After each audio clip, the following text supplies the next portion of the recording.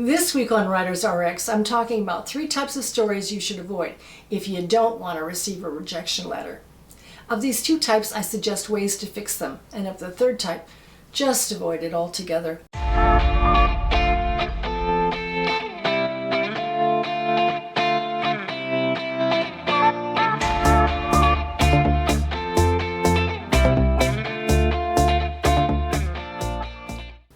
I'm Susan MacGregor, a professional writer and editor with over 30 years of experience. I've edited magazines, anthologies, and novels. Currently, I'm an editor with Spec magazine, one of Canada's foremost magazines for fantasy and science fiction. But enough about me. Let's get into it. The 3 types of stories you should avoid writing: victim stories, soapbox stories, and HAITE.s. Oh my!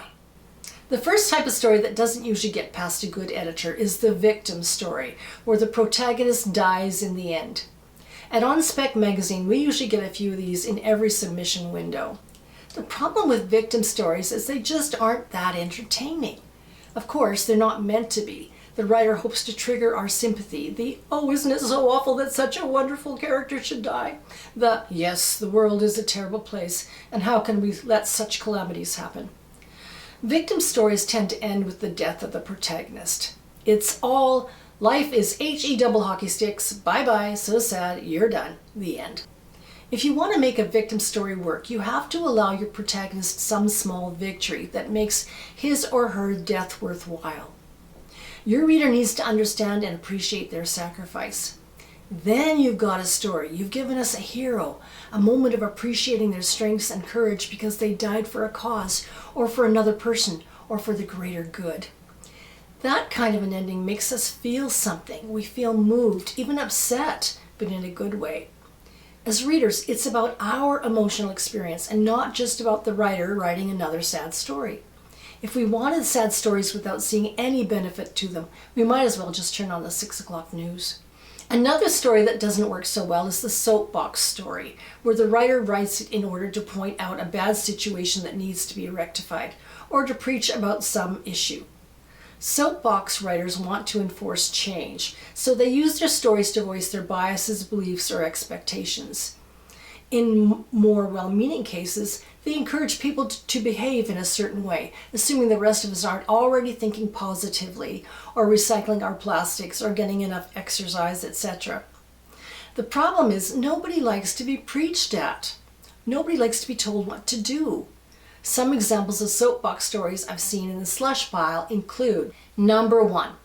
A butcher has a dream that he's lying on a huge silver platter surrounded by green lettuce and a group of hungry cows.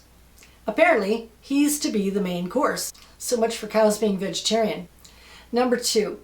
A monster crawls out of a lake to wreak havoc on a nearby town because big business industrialists have been dumping sewage into the water for years. The monster slaughters all of the poor cottagers who could have done something about it but were complacent because they only visit their lake once a year. And yeah, if you're wondering if we actually get stories like this, yes we do. Number 3. In a hotel room, a prostitute argues morality with a Christian pastor. Who is her client? Like, that's going to happen. Just stop, okay? I mean, honestly. You see the problem here? A reader reads fiction for entertainment and engagement, and if there's a chance she might learn something new, that's good too. When I sit down to read, I'm inviting a story into my life. I'm hoping for a pleasant, fun outing, or for a gripping tale, or for an exciting, white-knuckled escape. If what I get is a lecture, I'm just not interested. I don't have the patience. I set the story down. Next.